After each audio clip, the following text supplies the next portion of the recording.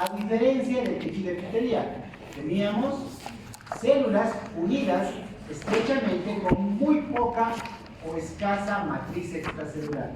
El tejido conectivo es lo contrario, tiene mucha matriz extracelular. Esta matriz extracelular se divide en dos componentes. Hemos visto la matriz extracelular. Se divide en dos componentes: elementos formes y elementos amorfos. ¿Cuáles son esos elementos? ¿Quién sabe? ¿Cuáles son los elementos formes? Las fibras, fibras colágenas, fibras elásticas, fibras reticulares. Y también tenemos un elemento amorfo, que viene siendo la sustancia fundamental amorfa, ¿ven? Con sus glucosaminoglucanos, proteoglucanos y glucoproteínas. ¿Estamos todos de acuerdo? Esos dos componentes en el tejido conectivo están sintetizados por una célula denominada fibroblasto. ¿Ya? Aparte de ese fibroblasto, en los tejidos conectivos tengo otras variantes de células que cumplen funciones diversas, como por ejemplo los macrófagos. ¿Les suenan los macrófagos? Hemos dicho alguna vez, ¿no? ¿Qué significa macro? ¿Qué es macro? Fago. Comer. Son células bastante grandes que fagocitan, que comen agentes externos. Estos macrófagos derivan de una célula sanguínea denominada monocito. Aparte de fagocitar, los macrófagos cumplen una función. Se dice que son células presentadoras de antígenos. ¿Ya? Células presentadoras de antígenos. Entonces vayamos anotando lo que estamos escribiendo, lo que estamos diciendo. Los tejidos conectivos, haciendo un pequeño pantallazo acerca de lo que es el tejido conectivo. Está formado por células y por otro lado la matriz extracelular. Acá tengo fibras y la sustancia fundamental amor, las células. Podríamos decir la más importante viene siendo el fibroblasto. Este de acá, función, son las células más abundantes. Su función va a ser sintetizar fibras y sintetizar la sustancia fundamental amorfa. Otro tipo de células son denominadas macrófagos. Los macrófagos, función, fagocitosis. Fagocitan agentes externos, como por ejemplo fagocitar. Y también son células presentadoras de antígenos. Esas son las dos funciones. ¿De dónde derivan los macrófagos? De los monocitos. De los monocitos. Tengo también células denominadas células cebadas. Células cebadas. Función, liberan lo que es histamina. ¿Ya? Otra función, lo vamos a ir aclarando más adelante. Otras células vienen siendo las células perivasculares. Perivasculares. Estas son células mesenquimáticas. Mesenquimáticas. ¿Qué quiere decir mesenquimáticas? Porque el tejido conectivo, me olvidaba, deriva de lo que es el mesodermo. Estas perivasculares se denominan así porque se encuentran alrededor de los vasos sanguíneos que presenta el tejido conectivo. Su función va a ser diferenciarse de estos otros tipos de células. También voy a encontrar células de la línea blanca que están dentro del tejido conectivo, como por ejemplo las células plasmáticas. Cuando veamos tejido conectivo vamos a aclarar mucho. Células plasmáticas. Función, síntesis de anticuerpos. Anticuerpos o inmunoglobulinas. Tenemos entonces muchas células dentro del tejido conectivo y también tengo fibras y sustancia fundamental. Estos tejidos conectivos también se clasifican de acuerdo a la cantidad de fibras. ¿No? Es parecido a los tejidos epiteliales. Los tejidos conectivos se clasifican en dos grandes grupos. Tejidos conectivos se dicen laxos, que tienen poca cantidad de fibras, y tejidos conectivos densos. Densos. Si estos tienen poca cantidad de fibras, estos tienen muchas fibras. Dentro de los laxos tenemos 5 variedades. Vamos a ir mencionando los mismos. El tejido mucoso, el tejido mucoso. ¿Dónde se encuentra el tejido mucoso o gelatinoso? Este se encuentra en el cordón umbilical. Tengo también el tejido mesenquimático. ¿Dónde se encuentra este tejido? Se encuentra en el embrión, podríamos decir. Tengo el tejido conectivo laxo areolar. Este se encuentra diseminado en diferentes partes del cuerpo, es el más abundante, podríamos decir. Este de acá, está con asterisco, tejido conectivo laxo areolar. Tengo otro tejido, denominado el tejido conectivo reticular. Se encuentra formando el armazón de muchos órganos, principalmente órganos linfoides, lo voy pasando. Tengo otro tejido, el tejido adiposo. ¿El tejido adiposo dónde se encuentra? ¿Dónde? ¿Dónde se encuentra? En diferentes partes del cuerpo, ¿no? Mordea, tiene funciones en la termorregulación, por ejemplo. Y dentro de los densos, tengo los tejidos conectivos densos regulares, se llaman. Regulares. Tejidos conectivos densos regulares, donde las fibras colágenas se encuentran en mayor cantidad con muy pocas células. Por ejemplo, se encuentran muchas fibras colágenas ordenadas, por eso se llama regular, y poca cantidad de células. Así más o menos se observa un tejido conectivo denso regular. Este de acá se encuentra principalmente en los tendones, en las fascias, en las aponeurosis. ¿Ya? Otra variedad es el tejido conectivo denso. Si hay un regular, hay un irregular, donde las fibras ya adquieren distintos patrones, distintas direcciones. Este se encuentra principalmente acá, en la dermis. Aquí se encuentra, en la dermis, ejemplo de este tejido. Y por último, tenemos el tejido conectivo elástico, que se encuentra, por ejemplo, en la pared de los vasos sanguíneos. Repasaremos. ¿Cuántos tipos de tejidos conectivos entonces tengo? 8. Bueno, en realidad 2 grandes, laxos y densos. Dentro de los laxos tengo 5. Tejido mucoso, ¿dónde se encuentra? Cordón umbilical, mesenquimático, embrión. Tejido conectivo laxo areolar, es el más abundante, se encuentra en todo lado. Se llena todos los espacios, donde estaba músculo, aquí tenía hueso, hay un pequeño espacio, tejido conectivo laxo. Tejido reticular, forma el armazón de muchos órganos, linfoides, hígado, ganglios linfáticos. Tejido adiposo. Este de acá también tengo 2 variantes, el unilocular y el multilocular. Vamos a verlo. Tejidos conectivos densos. El tejido conectivo denso regular, ejemplo, los tendones. Exacto. Tejido conectivo denso irregular. Dermis. Lo tengo también en lo que es el revestimiento de los huesos, la capa, ¿cómo se llama? La capa conectiva, ahí está. ¿Cómo se llama la capa conectiva de los huesos? Los huesos tienen una capa, una cubierta conectiva, bien delgadita. ¿Nunca has visto? Periósteo. El periósteo, tejido conectivo denso irregular. El cartílago también tiene una capa externa, que se llama pericondrio, tejido conectivo denso irregular. Los nervios tienen una capa. ¿Cómo se llaman los nervios? ¿No? ¿De cuál salen? El nervio trigémino, ya lo conocen. El nervio trigémino como tal son fibras nerviosas que están revestidas por una capa de tejido conectivo. También es un ejemplo de tejido conectivo denso irregular. Ahí se llama perineurico. Y el tejido conectivo elástico se encuentra en la pared de algunos vasos sanguíneos, en arterias de grueso calibre, como por ejemplo la aorta, las carótidas. En sus paredes tenemos tejido conectivo elástico, que se caracteriza porque ya no tiene fibras colágenas. ¿Qué va a tener? Fibras elásticas. Este de acá tiene fibras reticulares. De esa forma, más o menos, es una clasificación bien rapidita de los tejidos conectivos. Ejemplos de tejido adiposo: la grasa blanca, la grasa parda, la grasa blanca y la grasa parda. Se encuentra, por ejemplo, acá abajito. ¿Esto qué era? Epidermis. Dermis. ¿Qué hay acá abajito? Y aquí ya se asoma un poquito. Hipodermis.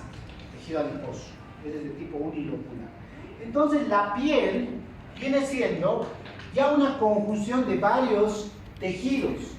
La piel como tal es considerada un órgano.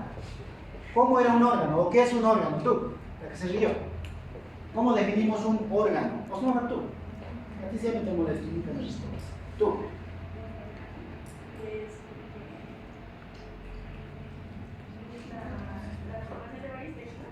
La formación es de un conjunto de varios tejidos, principalmente tejidos fundamentales o básicos, ¿no?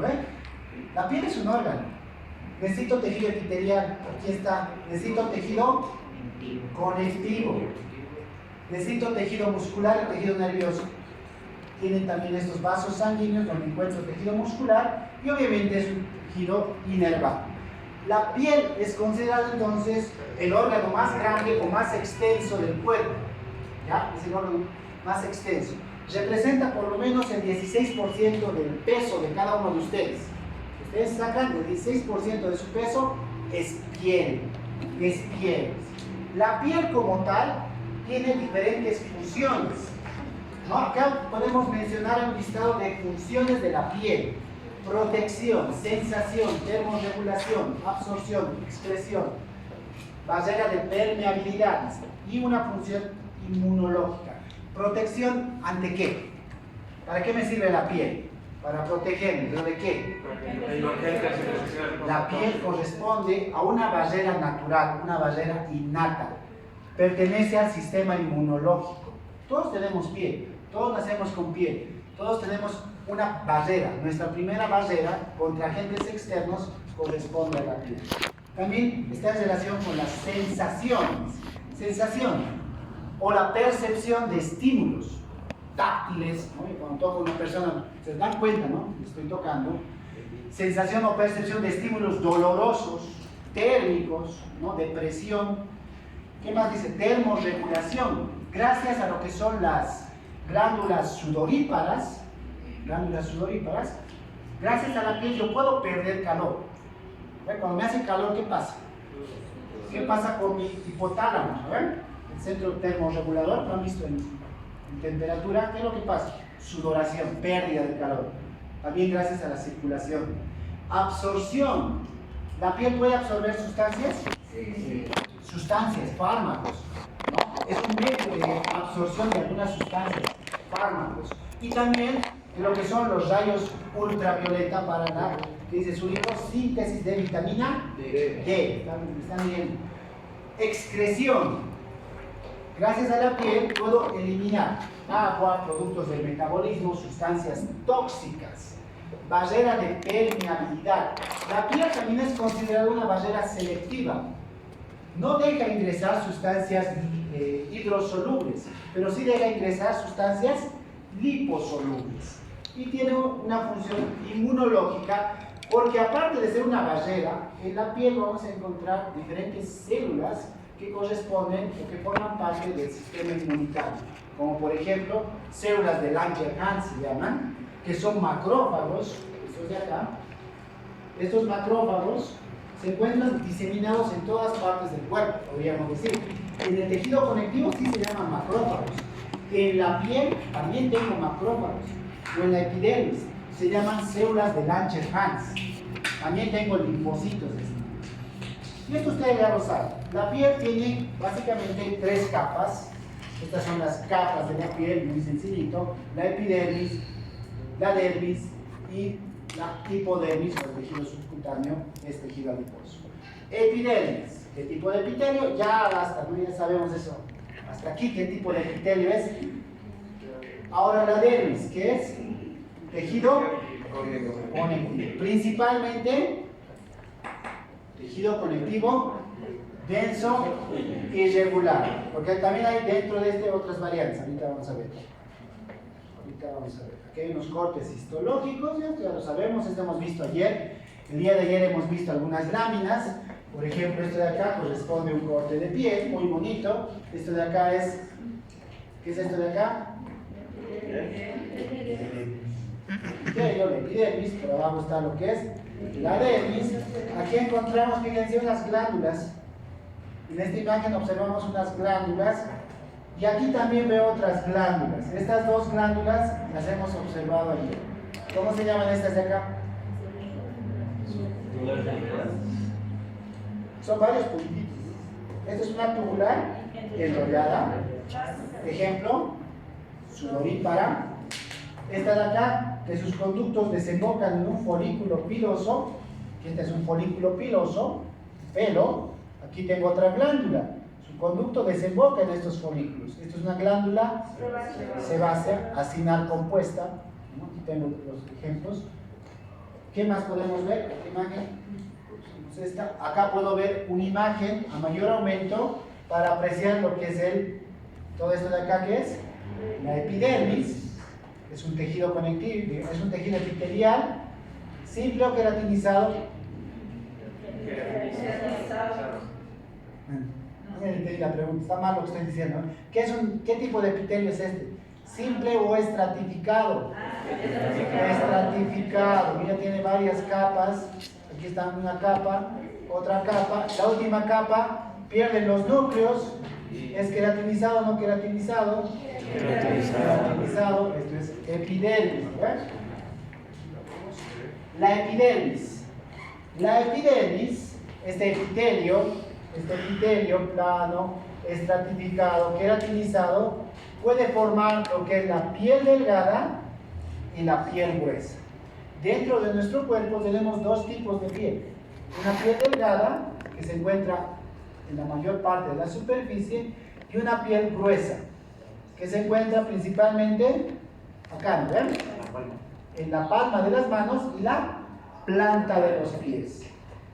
Piel delgada y piel gruesa se diferencian de acuerdo a la epidermis, de acuerdo al grosor de lo que es la epidermis y también al número de capas.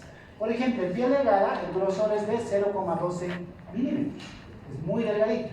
Y piel gruesa, también es delgadita, es 1,4 milímetros. Ese es el grosor, tanto de piel delgada como de piel gruesa. Piel delgada va a tener 4 estratos de células.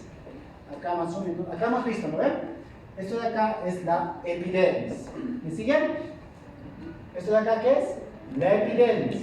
En piel delgada acá tengo 4 estratos, 4 capas, 4 tipos de células que vamos a encontrar. Y en piel gruesa tengo 5 capas. Y esa es otra diferencia. Ahorita vamos a ver cómo se llaman esas capas. En la epidermis, tanto en piel delgada como en piel gruesa, voy a encontrar 4 tipos de células. ¿Ya? Esto es importante. 4 tipos de células. Queratinocitos, melanocitos, células de Langerhans y células de Merkel. ¿Ya? Estos 4 tipos se encuentran en este epitelio, en lo que es la epidermis. La célula más abundante se denomina queratinocitos. Los queratinocitos son las células más abundantes de lo que es la epidermis. Estos queratinocitos van a estar formando capas de células. Por ejemplo, acá hay un queratinocito, es la capa más profunda, va a formar lo que es el estrato basal. Por encima del estrato basal tengo otros queratinocitos de diferente forma que forman el estrato espinoso, el estrato granuloso y el estrato fórmico. Los queratinocitos se forman acá abajo, en el estrato basal. En el estrato basal, estos queratinocitos tienen forma cúbica, generalmente forma cúbica, y están mitóticamente activados, o sea, se van dividiendo constantemente. Todo el tiempo mitóticos. Y van migrando hacia las capas más superficiales. El tiempo de regeneración de estos queratinocitos es de alrededor de 20 a 30 días. 20 a 30 días. ¿Qué quiere decir? Que en 20 a 30 días todos los queratinocitos de su piel han sido renovados. Son células que se renuevan constantemente. ¿No es cierto? Entonces, ¿qué han hecho hace un mes? ¿Qué estaban haciendo? Estaban felices. que no había examen, ¿vale? Sí. Toda esa piel que tenían en ese momento, ese 16% de su peso ya se perdió, se quedó ahí en la ducha, ahí por el prado, ahí por los pasillos, todo. Hemos renovado, así como las víboras, hemos renovado nuestra piel. Ya 30 días. Ese proceso de renovación se denomina, con esto acabo, citomorfosis. ¿Ya? Al proceso de renovación celular por parte de los queratinocitos se denomina citomorfosis. ¿Cuánto dura la citomorfosis en la piel? En caso de heridas, ¿cuánto tiempo tarda? Dependiendo. Lo mismo, en el caso de heridas va a ser lo mismo, 20 a 30 días. Va a depender esto de la profundidad. Si está afectado solamente la epidermis, 20 a 30 días, va a haber una cicatrización. Va a haber una cicatrización así completa, no se va a notar. Si existe ya hasta lo que es la dermis, ahí sí van a participar otros componentes. Va a demorar más. Doctor, ¿y la piel del rostro igual? Porque creo que hemos dicho que la piel del rostro es un poco más sensible. No, es igual, o sea, va a depender de la profundidad. Y generalmente nunca está afectada solamente la epidermis, por esto, ¿no ves? ¿Cuánto mide la epidermis? Es muy delgadito. Un poquito ya va de cicatriz. ¿Qué más quiero decirles? Estos queratinocitos, en ese proceso de citomorfosis, ¿no ves? Migran desde acá hasta acá arriba. Citomorfosis, ¿qué es cito? Célula. Morfosis, cambios en su forma. ¿Ya? Cambio de forma, aquí era cúbica. Y aquí, ¿cómo es en el estrato más superficial? Aplanada. Y si está queratinizado, hasta pierde el núcleo. ¿Ven? Entonces, esta citomorfosis también va a ser la capacidad de estas células de adquirir una sustancia que se denomina queratina. Específicamente, una queratina denominada queratina blanda, ¿ya? Que son filamentos intermedios impregnados también con otra proteína que se llama filagrina. Todo eso lo van a revisar en su texto, ¿ya? Entonces, estos queratinocitos que se encuentran en diferentes capas van a formar estos estratos. En piel gruesa, como les había dicho, tengo 5 estratos. Desde la parte más inferior tengo el estrato basal, estrato espinoso, estrato granuloso, estrato lúcido y estrato córneo. Estas son las 5 capas de la piel gruesa. En piel delgada tengo solamente 4 estratos. Sáquenle este. Basal, espinoso, granuloso y córneo. Eso viene siendo piel delgada. ¿Se entiende? Se entiende. Entonces, en el estrato basal tengo células inmaduras, un poco indiferenciadas, que se van dividiendo constantemente. También el estrato basal se lo denomina estrato germinativo. A ese de acá, el estrato germinativo. Estas células se encuentran unidas a lo que es la lámina basal por un tipo de complejo de unión. ¿Cómo se denomina esta estructura que estoy señalando? Que une lo que es la célula epitelial con la lámina basal. Los hemidesmosomas. Aquí están los hemidesmosomas. Estas células, unas a otras, las del estrato basal, se unen por lo que son las barras terminales o los complejos de unión intercelular, lo que preguntamos, las células, las fascias y desmosomas. Pero se van a unir a las células del estrato superior, que es este de acá, el estrato espinoso, solamente con desmosomas. ¿Ya? Este es el estrato basal. El estrato espinoso, este de acá, está formado por varias capas de células de forma poliédrica que presentan ligeras prolongaciones, unas pequeñas prolongaciones. En esas prolongaciones vamos a encontrar la presencia de desmosomas que nos van a permitir unir todas las células del estrato espinoso. Y es por eso que se llama estrato espinoso, por la forma de las células y por este tipo de unión que se llaman puentes intercelulares, que vistas al microscopio dan la apariencia de espinas, parecen espinitas uniéndose los desmosomas vistas al microscopio. ¿Ya? Ambas capas, la capa basal y la capa espinosa, en algunos textos los denominan capa de Malpighi o capa de Malpigio. ¿Ya? Estas dos capas. En algunos textos que van a encontrar así. Estas dos de acá forman una capa, la capa de Malpighi. ¿Ya? ¿Cuál es la siguiente capa? La capa granulosa. Fíjense acá, basal, espinoso y granuloso. ¿Por qué creen que se llamará granuloso? Porque presenta dentro de su citoplasma gránulos denominados gránulos con recubrimiento de membrana o gránulos laminados, así se llaman, ¿ya? También presenta otro tipo de gránulos, que se llaman gránulos de queratohialina.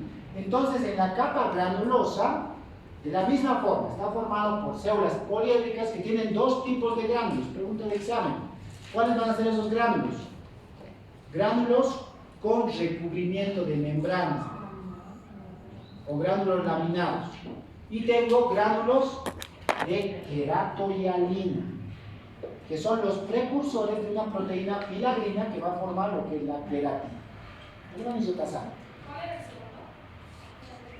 Los dos gránulos, aquí están, los gránulos de queratohialina.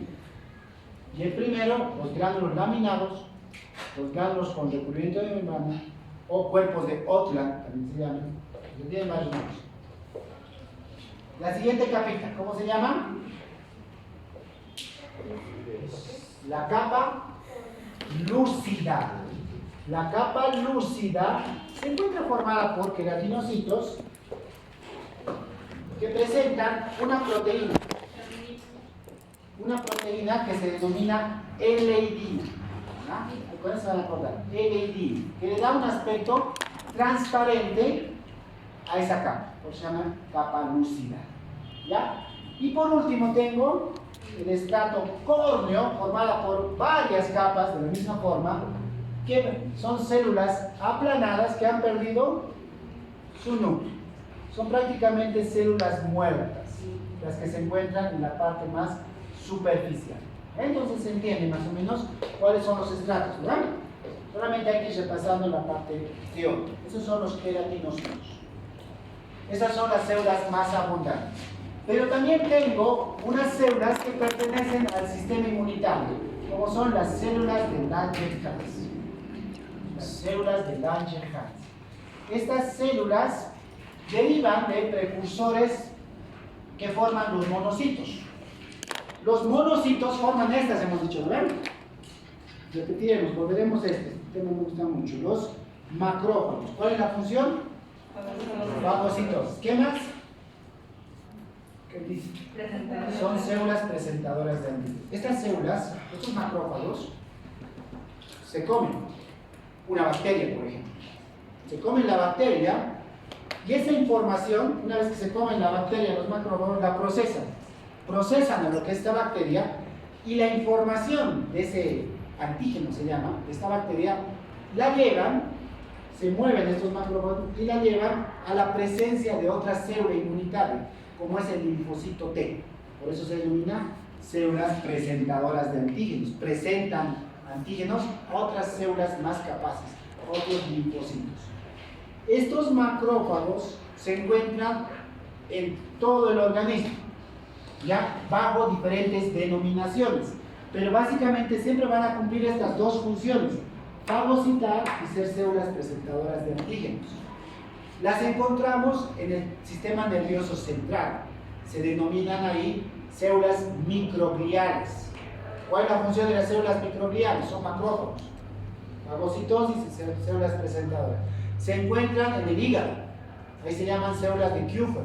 Se encuentran en el hueso, ahí son los osteoclastos, ¿se acuerdan? Se encuentran también en la piel. Se encuentran en la piel, en las capas epidérmicas, principalmente en las capas granular y espinosa, principalmente en la espinosa. Tienen forma dendrítica, sí, prolongaciones. Estas son las células de Langerhans. ¿Cuál es la función entonces de estas?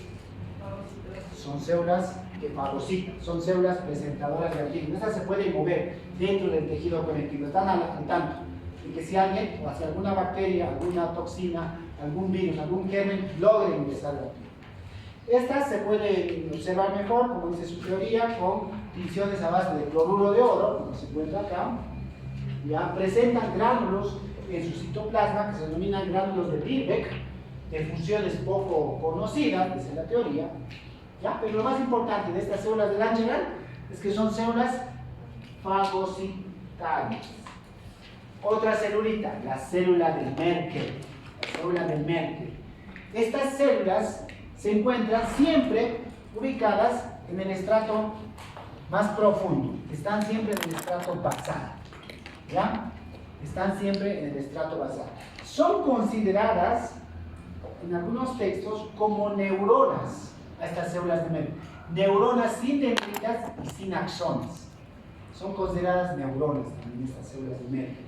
Están unidas a los queratinocitos por desmosomas.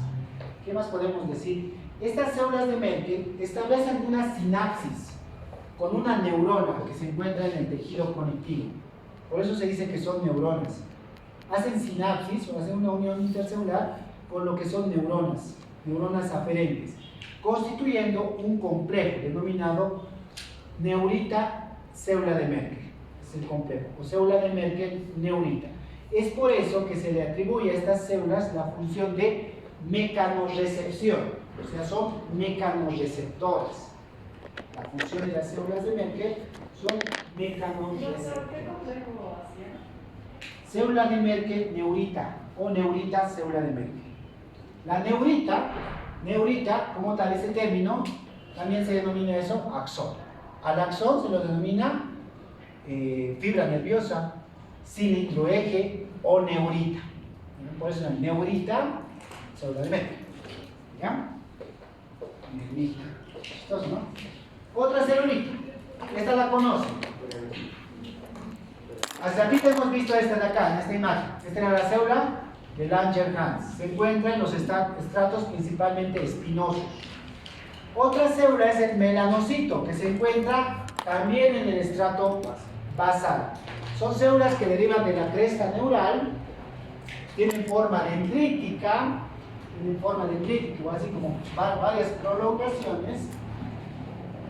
Contienen en su citoplasma unas vesículas denominadas melanosomas. ¿Ya? Los melanocitos son celulitas derivadas de la cresta neural, estos de acá, este de rojito. En su citoplasma tienen unas vesículas que contienen una enzima. Esas vesículas se llaman melanosomas. Contienen una enzima que se llama tirosinasa. Esta tirosinasa desdobla lo que es la tirosina para constituir lo que es la dopa, luego dopaquinona y finalmente lo que es la melanina. ¿Ya? Entonces, estos melanosomas, ¿qué contienen? Una enzima que convierte la tirosinasa en melanina. ¿Ven? Los melanocitos entonces contienen melanina. Esta melanina es un pigmento de un color oscuro. ¿Cuál es la función de la melanina? Darle color. Dar el color a la piel. ¿Solamente será eso? Ahí está, ¿ya? La melanina sí es un pigmento que se encuentra en estas células, melanocitos, que tienen su cargo la función de protegernos contra lo que es la radiación. Bloquean los rayos ultravioleta, como está acá. ¿Ven? Bloquean los rayos ultravioleta. Porque los rayos ultravioleta son muy dañinos, específicamente en las células, ¿cierto? Lo que se encuentra acá. ¿Qué es? Esta es una célula. ¿Qué se encuentra acá? ¿Cómo se denomina esta cosita morada o azul? Pues el núcleo. ¿Qué se encuentra en el núcleo? ¿Qué se encuentra en el núcleo? ¿Qué dijo citoplasma? El ADN, ¿no ven? El ADN, ahí están todos nuestros genes. Estos melanocitos transfieren lo que es sus melanosomas junto con su melanina a las células que se encuentran alrededor. ¿Cuál es la célula más abundante de la piel? Los queratinocitos. Estos melanocitos entonces son los que producen o sintetizan la melanina, pero no es para ellos, sino que esta melanina tiene que ser transferida a los queratinocitos. A ese proceso de transferencia de melanina a los queratinocitos se denomina secreción citócrina. Eso es, la secreción citócrina es el proceso por el cual los melanocitos transfieren sus melanosomas a los queratinocitos. Es en los queratinocitos donde estos melanosomas, aquí están, mirá, aquí está el melanosoma, luego a esta célula, acá se empiezan a posar encima de lo que es el núcleo celular, y ahí es donde liberan la melanina, le dan el color a la piel, pero además protegen lo que es el material genético, protegen lo que es el núcleo celular. Para eso está la melanina. Secreción citocromática, es el proceso por el cual el melanocito transfiere sus melanosomas a los queratinocitos. Secreción citocromática. O sea, hay harto que hablar, ¿no? Para el día jueves en los resúmenes. Hay harto que hablar. Dermis. Dermis. Todo eso estaba en la epidermis.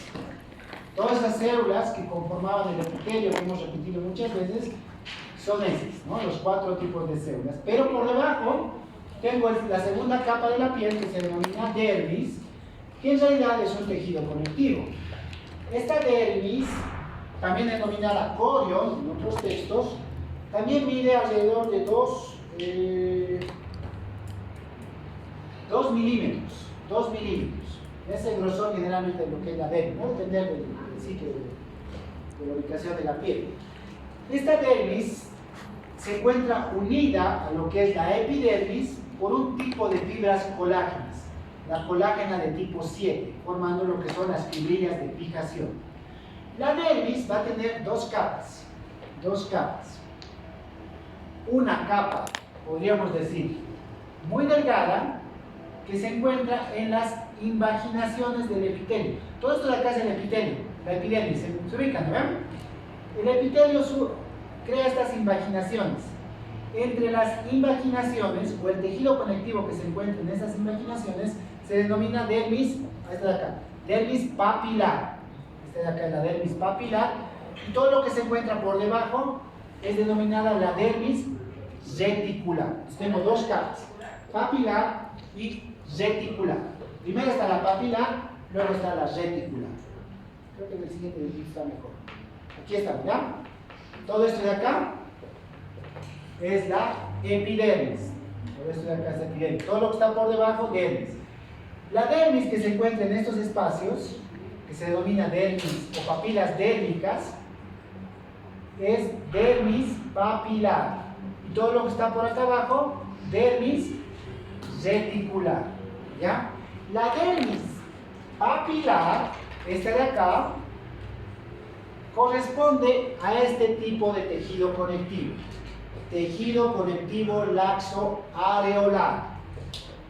En dermis papilar tengo tejido conectivo laxo areolar. Y la dermis reticular, la que está por debajo, corresponde a tejido conectivo denso irregular. ¿Está claro esa parte? Si encajamos la clasificación a lo que es la dermis papilar y la dermis reticular. En la dermis, ¿no? Aparte que está formada por estos tejidos conectivos, vamos a tener estas estructuras. En dermis vamos a encontrar gran cantidad de vasos sanguíneos, vasos linfáticos, nervios y los anexos de la piel. ¿Cuáles son los anexos de la piel? Los folículos pilosos, los pelos, glándulas sudoríparas, glándulas sebáceas, y también hablamos acá acerca de lo que son las uñas, las uñitas. Esto se encuentra en la dermis. Todo se encuentra en la dermis. Ya le conocemos, ¿no? ¿Esto de acá qué es? Este es 6.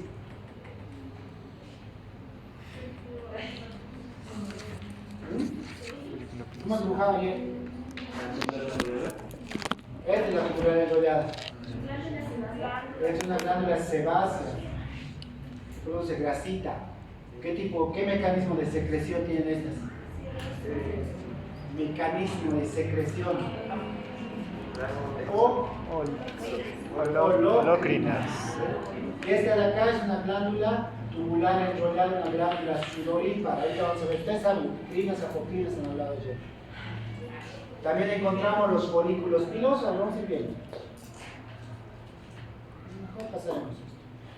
En la dermis también tenemos un plexo capilar, tenemos vasos sanguíneos. Estos vasos sanguíneos subcutáneos que se encuentran a nivel de la hipodermis van a formar dos plexos, eso es importante. El plexo cutáneo, que es este de acá, y el plexo subpapilar. El plexo cutáneo se encuentra entre lo que es la dermis y la hipodermis, este de acá. El plexo cutáneo se encuentra entre lo que es la dermis y la hipodermis. Y el plexo subpapilar se va a encontrar entre la dermis papilar y la dermis reticular. ¿Se entiende? Esos son dos plexos. Anatomía. Dos plexos que se encuentran en la piel. Plexo cutáneo, repito, se encuentra entre la dermis y la hipodermis. Y el plexo subpapilar se encuentra en lo que es la dermis papilar y la dermis reticular. Tenemos que acabar. Folículo piloso. Los pelitos, los folículos pilosos. Los folículos pilosos son consideradas invaginaciones de la epidermis en la dermis. Los pelitos o los folículos pilosos se forman de esta forma. Esta es la epidermis, son invaginaciones que se encuentran en la dermis, de lo que es la epidermis, y forman esta estructura que se denomina folículo piloso. El extremo proximal de este folículo piloso aloja a lo que es denominado el pelo propiamente dicho. ¿Ven? El folículo piloso. Entonces el pelo viene siendo una parte de lo que es la epidermis también, que se encuentra en la dermis, en la invaginación. El folículo piloso en su extremo proximal va a tener un extremo dilatado, como se puede observar. Esta partecita, ¿verdad? Esta partecita de acá, del folículo piloso, va a estar dilatada. Esa dilatación se denomina bulbo piloso. El bulbo piloso en su cara inferior va a presentar una concavidad que se denomina papila dérmica. Es en la papila dérmica donde vamos a encontrar gran cantidad de vasos sanguíneos que le van a dar nutrición a estas células que se encuentran acá. Estas células, denominadas células de la matriz del pelo, van a ser las que van a, por un proceso nuevamente de división celular, van a formar lo que es el pelo propiamente dicho. Acá es donde podríamos decir, donde crece el pelo. Acá, por células que se encuentran denominadas células de la matriz del pelo, ¿ya? Que van sintetizando también otro tipo de queratina denominada queratina dura. ¿Qué me interesa? Histológicamente, este folículo piloso va a estar formada por dos vainas radiculares, una dependiente de la epidermis y otra dependiente de la dermis. La dependiente de la epidermis se llama vaina radicular epidérmica y la dependiente de la dermis se denomina vaina radicular dérmica. ¿Está fácil hasta ahí? Tengo dos capitas, la epidérmica y la dérmica. La estructura que separa a ambas vainas se denomina, es una membrana o una lámina basal muy engrosada que se denomina membrana vítrea. Así se denomina, membrana vítrea. Tengo tres estructuras entonces: la vaina radicular epidérmica, la membrana vítrea y la vaina radicular dérmica. La vaina radicular epidérmica corresponde a células, podríamos decir, del estrato basal y del estrato espinoso. La vaina radicular dérmica está formada ahora por tres capas. Aquí están. Estas son las capas de la vaina radicular dérmica, que pueden ser la cutícula, la capa de Huxley y la capa de Henle. ¿Se entiende esa parte? ¿Qué capas? Vamos a aclarar acá. Con este dibujito. Son varias capas, ¿no vemos? Otra vez, esto de acá es el folículo piloso. Esto de acá es el folículo piloso. Es una invaginación. Esta primera capa se denomina la vaina radicular epidérmica. Por fuera, ¿qué tengo? La vaina radicular dérmica. Ambas se separan por una membrana. la membrana vítrea, Ahora, esta capa, la capa interna, en este caso la epidérmica, va a estar dividida por una lámina que se denomina externa y otra interna. La interna tiene otras tres capas: la cutícula, la capa de Huxley y la capa de Henle. ¿Ya? Son denominaciones por ciertas características de las células que se encuentran. Me interesa solamente que sepan esa clasificación. Por dentro de lo que es el folículo piloso, vamos a encontrar al pelo propiamente dicho. El pelo también va a tener capitas. Va a tener, este es el pelo, desde la parte interna, una médula, donde encontramos queratinocitos modificados con muy poca o nula cantidad de queratina, la corteza y la cutícula. Ya son muchas capas, hay que ir trabajando esto. Es mejor que vayamos leyendo la parte. Glándulas sebáceas. Glándulas sebáceas. ¿El pelo de dónde surgía? O sea, del bulbo piloso. Del folículo piloso. El folículo piloso, allí en la parte, en el bulbo piloso, tengo células que se denominan células de la matriz del pelo. Esas son las que van permitiendo el crecimiento del pelo. Un folículo piloso, ahora, un folículo piloso, este mejor usaremos. Este es un folículo piloso, con su pelito. Va a formar una entidad, esto es importante. Este es un folículo piloso, y aquí está el pelo propiamente dicho.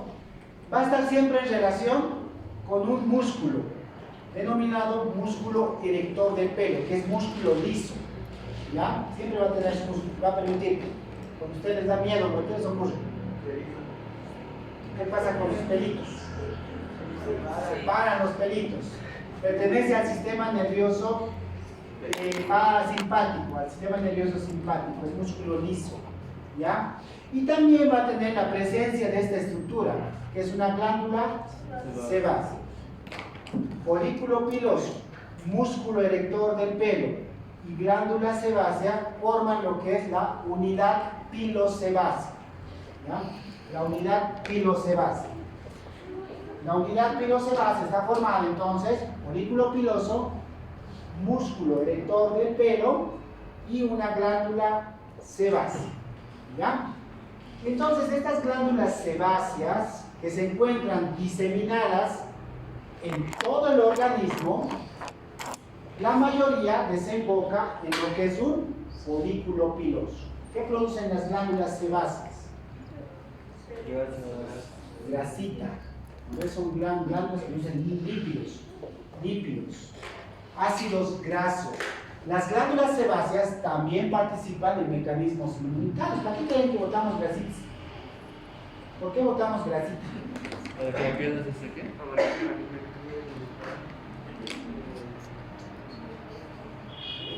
La piel es una barrera, impide la salida del agua, a menos que sean glándulas sudoríparas. ¿Para qué me sirven las glándulas sebáceas? Para lubricar el pelo y eso. Para unir estructuras internas. Les estoy diciendo que corresponden al sistema inmunitario. ¿Para qué me sirven? Producen ácidos grasos, que son sustancias bactericidas. ¿Ya? Eso es el sebo, la grasita. Entonces, estas glándulas desembocan su conducto en un folículo piloso. ¿Ven? ¿Qué más podemos decir de estas? Se encuentran en todo el cuerpo, excepto en una región. ¿Dónde creen que no tenemos glándulas sebáceas? Están en toda la piel, excepto en una región. ¿En una parte del cuerpo? ¿En dónde? Acá no hay glándulas sebáceas. Nunca va a haber glándulas sebáceas acá. Nunca hay glándulas sebáceas. La mayoría desemboca en un folículo piloso, pero hay algunas que desembocan directamente en la piel. ¿Ya? Hay algunas glándulas sebáceas que desembocan directamente en superficies corporales, como por ejemplo a nivel de los labios y los carrillos. ¿Han visto estas manchitas? No. Algunos de nosotros tenemos, a ver, véanse los labios. Véanse los labios.